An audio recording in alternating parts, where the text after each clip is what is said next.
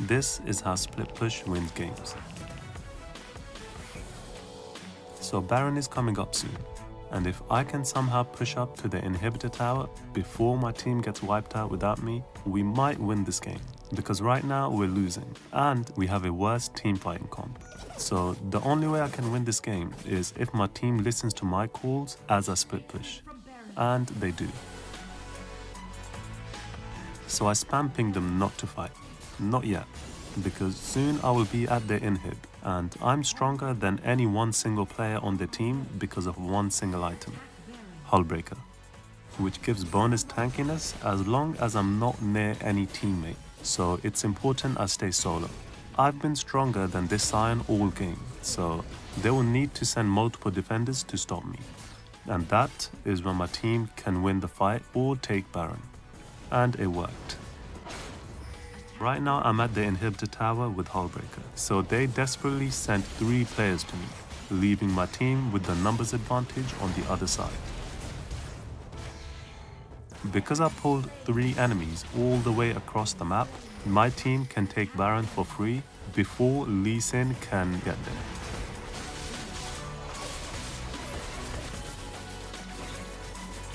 So this wasn't the perfect example because I needed to survive and keep the pressure on this side of the map, but overall it's a successful play. So what now? Dragon is 1 minute away, and once again, if I can get to their inhibitor tower by the time Dragon spawns, they will be in the exact same situation again. 2 pressure points on the map, meaning the enemy cannot respond to both. So I make sure to communicate this with my team once again. However, at the moment it's still too early, so it's crucial that I survive until it's time. This will be the most important ward to stay safe, as it covers at least 2 main rotation paths, which is important right now because they send multiple defenders because there is no other pressure point on the map. Not yet. So you see this dark cloud around the cannon minion? It means that my cannon minions are extra tanky from the Hullbreaker passive, as long as I'm close to them. And so, it takes them a lot longer to clear this wave. And now they think they've pushed and bought enough time to rotate to the dragon before I can kill the inhibitor. Bad call, because now the dragon is spawning and my wave arrives at the perfect time. And so the enemy is once again caught in 2 minds, between Dragon Soul and defending inhib. They are being forced to decide with almost no time to really think. And they fail to make a team call and lose on both ends, because Hullbreaker's other passive is bonus damage to towers by you and your minions. And along with the Demolish rune, you will almost one-shot towers if they don't send multiple defenders early enough. In fact, even if they do, you might still be able to just ignore them and focus down the tower. Sometimes even when you're behind. Hullbreaker will make up the difference for you to 1v1 if they send the wrong champion to defend against you. So after taking Dragon and Inhib, Master Yi gets a 2v1 kill top lane. And now, the mistake every split pusher makes is thinking that they need to always be split pushing. No, that is how you lose games, because mostly the correct play is to push the wave and group with your team. Otherwise, this will happen. Here we all backed, so Yi needed to also back because now there's no other pressure point on the map, which means the other team can freely rotate multiple champions without losing elsewhere. This will always happen 100% of the time. Think about it from the enemy's perspective. Only one lane is being pushed close to you. So that's a wave to farm and a champion to kill. It's the obvious play, and it's the correct one. This is how games are thrown because now they start to group and pressure objectives with numbers advantage, where they will likely win another fight. And it just completely throws off all the momentum that you had and gives it to the enemy team. In pro play, whenever that happens, the team with the numbers disadvantage will just give up that objective rather than losing a team fight with it also. But we know that's not going to happen in our ranked games. Lucky for us, there was no objective for them to take, and Master Yi will respawn by the time Baron is up. And you might have guessed it, the same play once again.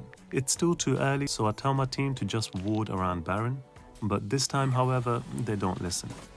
Instead, they stay mid and get caught because the enemy team has really good engage with Malphite and Sion. But because they're all busy team fighting, they can't send enough defenders for my split push. You can see right now, this Lee Sin should be stronger than me, especially under his tower, right? Well, because of Hullbreaker, he stands no chance. I chunk him down and then almost one-shot the tower with Demolished once again. And you can almost visually see how split push causes confusion in their entire team as they start splitting up. And because they're all scattered, they lose on all fronts. Now we can simply transition to Baron because they're out of position and we almost get it before they arrive. So I turn on them to bodyguard my carries so they can finish Baron and then turn and win the fight.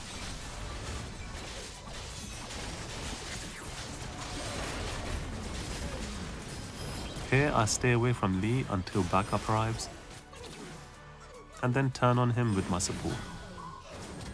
And before I carry on, I wanted to address the lack of uploads to this channel. And basically, these kind of videos take a lot of time because I first have to play enough to get the right footage, and then I have to structure the video and write for it and then edit it. And I'm only doing this with the little time I have after everything else. So if any of you would like to support me on Patreon, first of all, I would really appreciate that.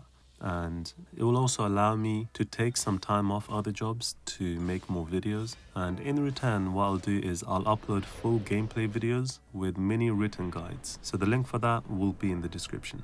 Thank you. And then turn on him with my support. And now we can just push mid with Baron buff and win the game. So a big reason split pushing works is that teams don't really have reliable communication to respond to multiple threats when you put them on the spot under pressure. And against Hullbreaker, all it takes is one person to make the wrong macro move to win the play. So let me show you what that looks like against my own team.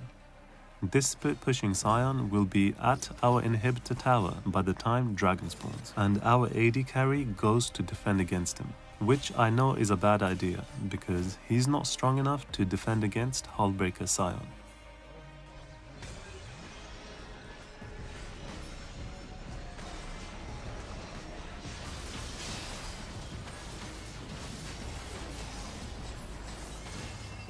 So I recall to defend with him, but then I see that this fight is looking close. So I change my mind and go to help. Meanwhile, the Ezreal does indeed die to Sion, and my team loses the fight without me.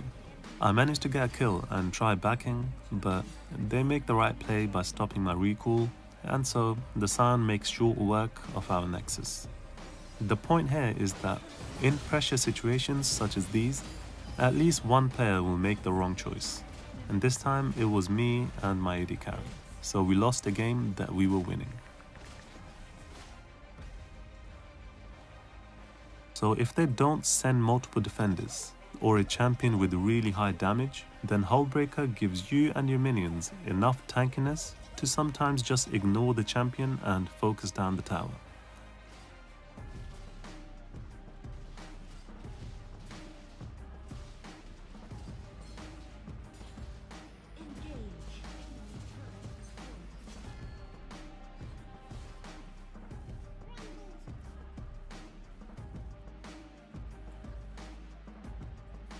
But even if they send a defender with enough damage, usually that defender is a squishy champion, which means you might be able to just dive them under tower with the help of Hullbreaker's armor and magic resist.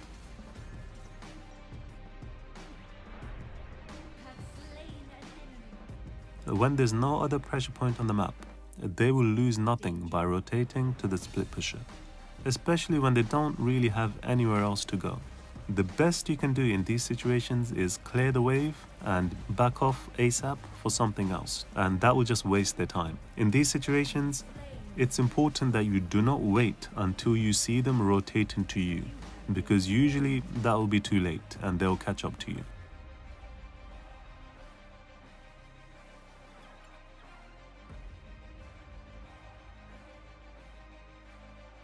So I respawn and tell my team to Baron while I split push on the other side of the map.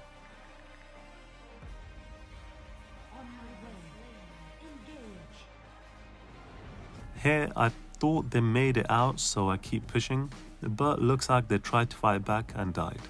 But it's not terrible because I'm pressuring bot and Zed is pressuring top, and all lanes are being pushed for us, so they can't really do anything with these kills and are forced to back and defend. They sent 2 tops, so I thought I was safe to 1v1 Sion, but before I could get him slightly lower for my ultimate, the 2 that recalled earlier arrive. And this was a bad read on my behalf. But however, because they sent 3 players to me again, my team can Baron on the opposite side.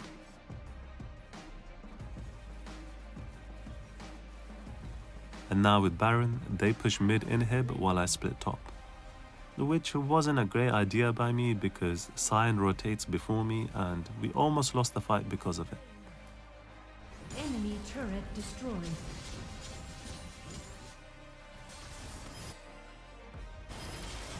Enemy is dominating. Enemy slain. You have slain an enemy. Double kill.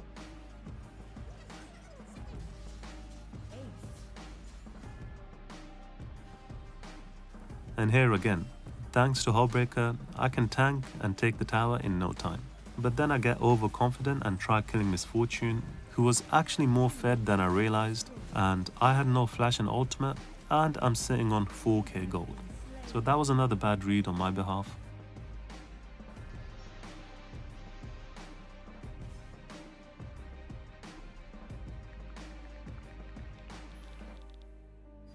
I got back to split pushing again on the opposite side of the objective. And once again, they have to send multiple defenders, otherwise they would have lost their nexus. And so my team gets another free Baron.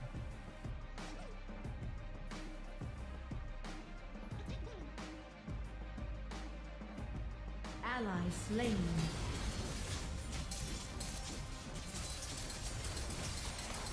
You have slain an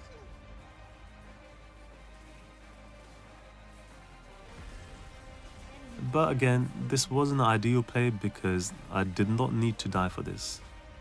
I should have just pushed the wave, forced them to defend, and then either float around to keep pressure or just teleport to my team taking Baron if they needed me. Zed did the same thing as me on the other side of the map, so now the team is at a numbers disadvantage.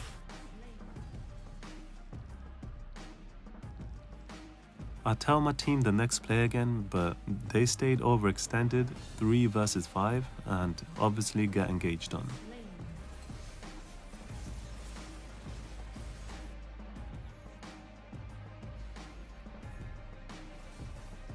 Now it's 2v5 and they can push mid and possibly end the game. So right now, if I stay with Zed, my Hullbreaker will be turned off and we will most likely lose 2 against 5. So instead, I go top to threaten their nexus with Hullbreaker. And if they send multiple defenders, I can TP back to Zed and save the game. They make the wrong choice and send only 1. And there's nothing she can do against Hullbreaker Garen. I can just tank her full combo with my shield whilst also taking the tower in record time, and then I just turn on her. She's forced to reset, I push the wave to Nexus, and by the time she resets, my shield is back again, so I tank her damage and just focus down the Nexus. So far, a lot of these Baron examples include me fighting and dying, and my team taking objective on the other side of the map, which isn't the perfect play. Ideally, in order to survive, I should not be fighting back, because their numbers are still wasted on me regardless of whether I fight or run away. Meanwhile, the rest of my team wins the fight or the objective on the other side. And these have all been late game examples, where it's a lot faster to kill towers. And there are also major objectives on the map such as Baron and Elder Dragon. In the mid game, split pushing is a lot less effective. It's not worth for us to lose a team fight for just possibly a secondary tower.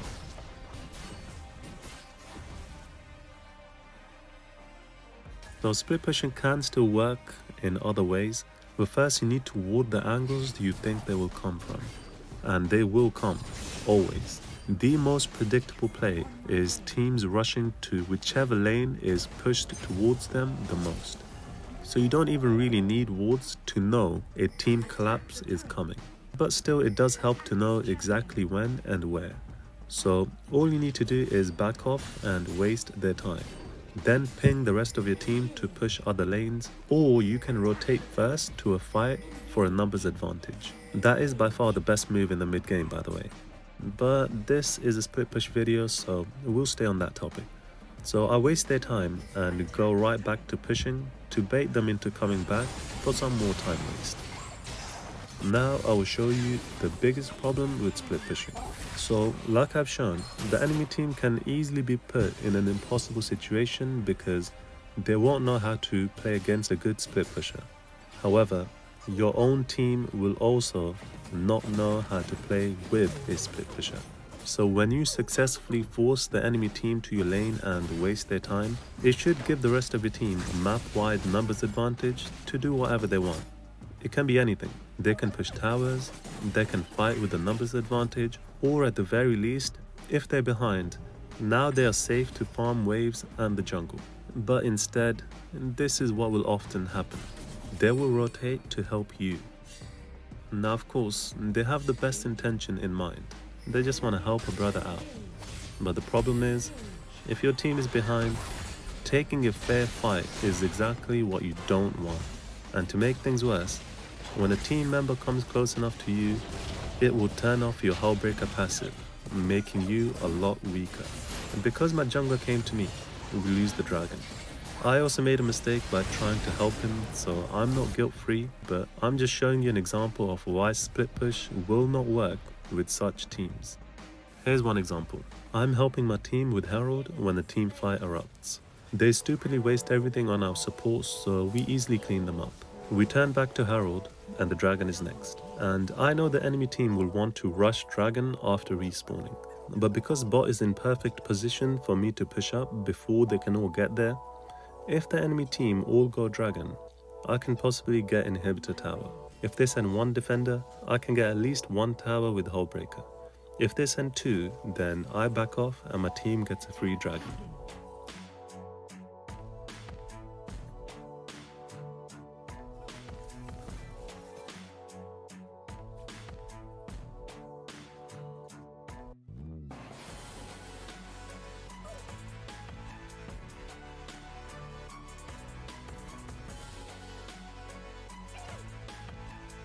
And then a mistake by me.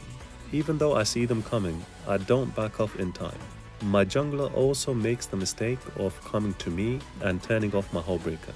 If he pushed mid and then joined the others, we would have taken top inhibitor tower.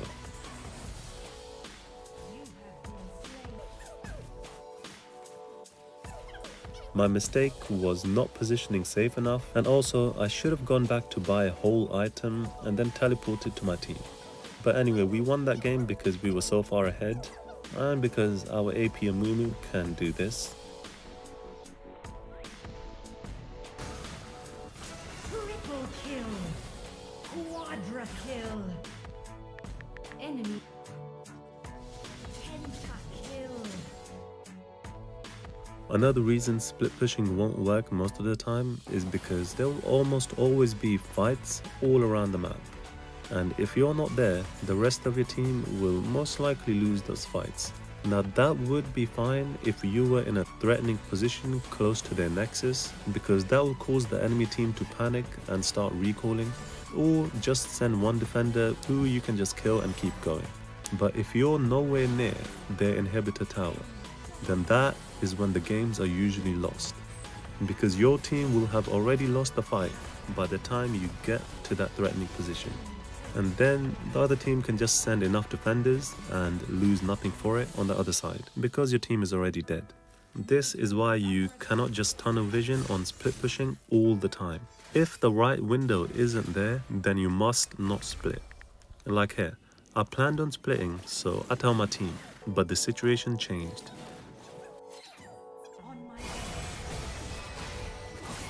Jhin is alone to defend against 3, and they're already pushing down mid. He's gonna try defending and will most likely get killed on the tower. And I'm not in a threatening enough position yet to worry them, because it'll take too long to kill this tower and then threaten the Nexus. So the obvious decision here is not to split push right now and help my Jhin. I go and catch them overextended because they were thinking of diving the Jhin, and we chase them down.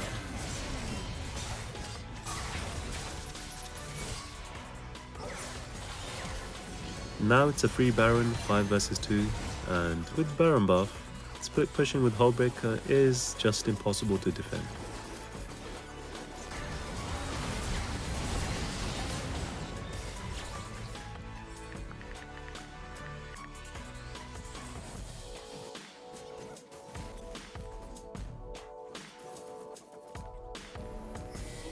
And here I make sure I don't fight because I know they will try collapsing on me with Pantheon ultimate.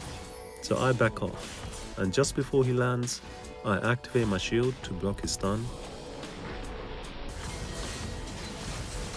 And then he has to flash away from my ultimate. But he then overstays his welcome, so I flash silence into ultimate and then fight Camille.